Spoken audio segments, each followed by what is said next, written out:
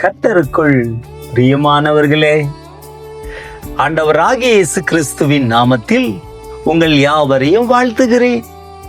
இந்த நாளுக்குரிய வேத வசனம் யோவான் 15:13. ஒருவன் தன் சிநேகிதருக்காக தன் ஜீவனை கொடுக்கிற அன்பிலும் அதிகமான அன்பு ஒருவரிடத்திலும் இல்லை. பிரியமானவர்களே, ஒரு காட்டில் 2 மான்கள் தாகத்தோடு தண்ணீருக்காக பல இடங்களில் அலைந்து திரிந்ததாம். கடைசியில் ஒரு இடத்தில் கொஞ்சம் தண்ணீரை கண்டு ஆண்மான் குடிக்கட்டும் என்று பெண்மான் காத்திருந்ததாம். பெண்மான் குடிக்கட்டும் என்று ஆண்மான் காத்திருந்ததாம். கடைசியில் ஒன்றில்லாமல் மற்றது குடிக்காது என்பதை அறிந்து அந்த 2 மான்களும் தண்ணீரில் வாய் வைத்ததாம். ஆனால் தண்ணீரோ குறையவில்லையாம். காரணம், 2 மான்களுமே வாய் வைத்ததே தவிர தண்ணீரை குடிக்கவில்லை. 2மே பாசாங்கு செய்து அந்த மான் குடிக்கட்டும் என்று ஆண்மானும் பெண்மான் குடிக்கட்டும் என்று ஆண்மானும் காத்திருந்ததாம். அன்பு எவ்வளவு பெரியது! அன்பு தியாகம் செய்யக்கூடியது. ஒரு கணவனும் மனைவியும் ரயில்வே பாலத்தை கடந்து செல்லும் போது மனைவியின் கால்கள் தண்டவாளத்திற்கும் மரக்கட்டைக்கும் இடையில் சிக்கிக்கொண்டதாம். மனைவியின் காலை எடுக்க கணவன் எவ்வளவோ முயற்சித்தும் முடியவில்லை. அந்தோ துரிதமாக ரயில் வண்டி வேகமாய் நோக்கி வந்து கொண்டிருந்ததாம். நகர முடியாத மனைவி, ஐயோ அத்தான், நீங்கள் தப்பித்துக் கொள்ளுங்கள் என்று சொல்லி எவ்வளவோ வேண்டினாள்.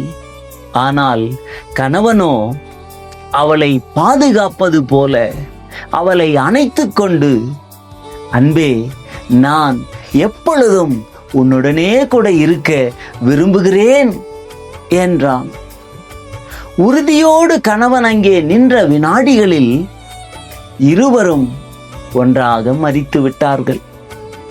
வேதம் சொல்லுகிறது, அவர் முடிவு பரியந்தம் நம்மில் அன்பு வைத்தார் என்று.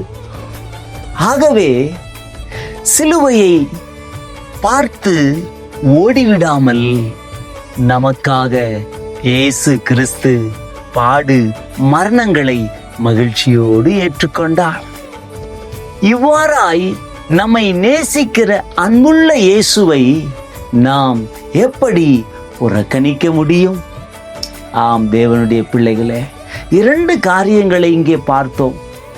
முதலாவதாக, மான்கள் தண்ணீரை குடிப்பது போல பாசாங்கு செய்து மற்ற மான் குடிக்கட்டும் என்று காத்திருந்தது. தியாகம் செய்கிற அன்பை குறித்து நாம் இங்கே பார்த்தோம். அதே போல மனைவிக்காக தன்னையே கொடுத்த ஜீவனை அங்கே பார்க்கிறோம். அன்பு எவ்வளவு பெரிய தியாகம் செய்கிறது.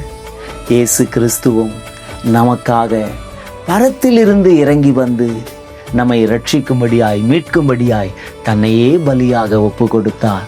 ஆம், தேவனுடைய பிள்ளைகளே, அவருடைய அன்பு ஜீவனை கொடுக்கிற அன்பு. தன் சிநேகிதருக்காக தன் ஜீவனை கொடுக்கிற அன்பில் வேறொன்றும் இல்லை என்று ஆண்டவர் சொன்னார். அதே போல நாமும் மற்றவர்களுக்கு நம்மையே அர்ப்பணித்து கிறிஸ்துவின் அன்பை பிரதிபலிப்போம். செபிப்போமா? அன்பின் பரலோக பிதாவே, இயேசுவின் நாமத்தில் செபிக்கிறோம். தம்முடைய ஜீவனையே எங்களுக்காய் கொடுத்தீரே, அதே போல இந்த பூமியிலே எங்கள் குடும்பத்தாருக்கும் உறவுகளுக்கும் அந்நிய மக்களுக்கும் எல்லாருக்கும் நாங்கள் ஒருவருக்கொருவர் உதவி செய்து அவ்வளவாய் உம்முடைய ஜீவனை கொடுத்து எங்களை மீட்டீரே. அப்படியாய் நாங்களும் மற்றவர்களுக்காக உழைக்கவும் மற்றவர்களை நேசிக்கவும் அன்பு செய்யக்கூடிய கிருபையை எங்களுக்கு கொடுக்க முடியாது ஜெபிக்கிறோம். இந்த வார்த்தையை கேட்டது போல ஒவ்வொரு குடும்பத்திலும் ஒவ்வொரு தனிப்பட்ட சகோதர சகோதரிகளுக்குள்ளும் அந்த தெய்வீக அன்பு, ஜீவனை கொடுக்கிற அன்பு கிரியை செய்ய முடியாது ஜெபிக்கிறோம்.